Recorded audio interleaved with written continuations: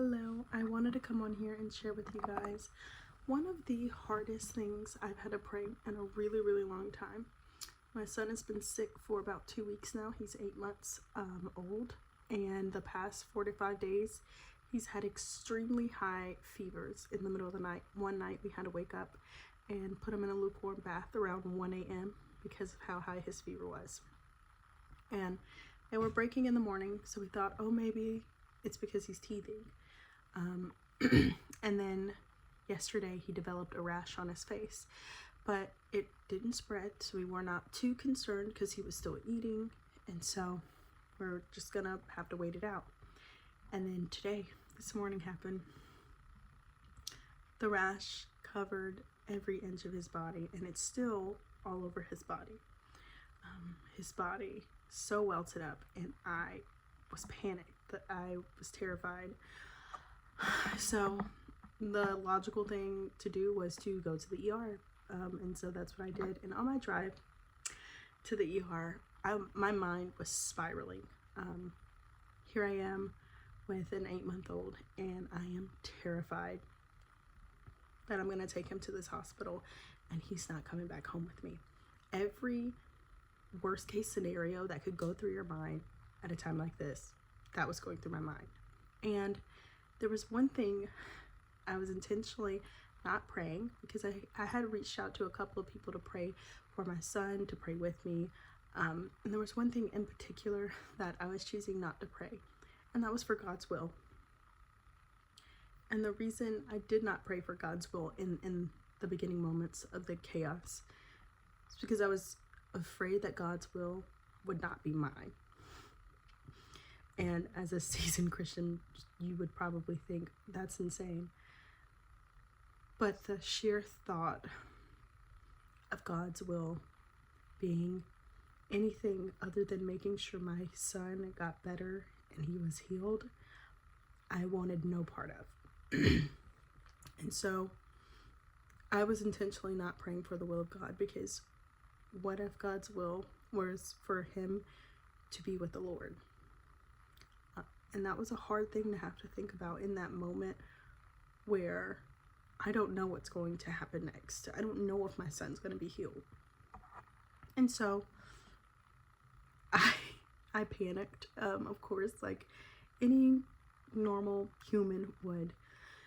And I was crying, and all these bad things were going in my head. And there was a part of me in my heart, I didn't say it out loud, but I know in my mind I was screaming it, God, I'll never forgive you if you were to take my son.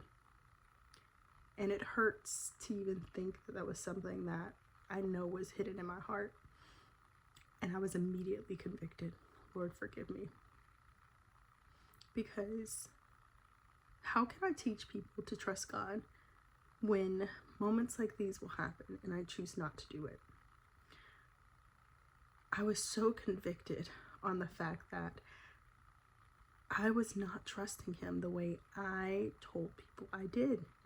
I was not living out this life that God has called me to live out. And on top of that, I know for certain God loves my children more than I ever could, and I love my children immensely. And so I took a moment and a breath and sat in that conviction, and I let those awful scenarios play in my mind, and I let them play out one by one. And at the end of each one playing out, but I'm going to trust God. But I'm going to trust God. I don't know what's going to happen, but I'm going to trust God. And by the end of that car drive from my house to the hospital, by the end, I was intentionally praying for the will of God to happen. And that's because my perspective had changed. If I'm going to be obedient to the Lord, I'm going to have to trust him in times where I am so unsure of what's going to happen next. Now, in full transparency, my son is not completely healed. He is still covered in hives. He's still pretty sick, and I'm praying that he does not have a fever tonight and that he can eat more food tomorrow. So if you are led to pray, please pray for my son. But with all of that, I'm going to continue to trust God and live out that faith. So I will say the hardest thing for me to pray today was for the will of God to happen. And you know, one thing that really stuck with me and that really just came to mind in that moment was there's so much music I listen to. There's so many songs. Purify me, God. Make my will like yours. Let your will be done. And it's a great thing to sing. I guess you practice saying it, you might want to live that out more. But man, when I tell you how hard it was and how hard it is to pray for God's will to be done when you know that if his will is contrary to yours, then there's going to be some suffering. It's easy to say until your will is not like his. And so I want to end this video with some encouragement that there are going to be times of uncertainty, times where you don't know what the future is going to hold, and the future will very well be completely God's will and none of your own. Keep trusting God. Don't lose him. Continue to live out the faith. Persevere. All these things are good things, and we know the closest that we will ever come to hell is here on this earth. So trust God with everything you have. I love you all, and I will see you in the next video. Shalom, shalom.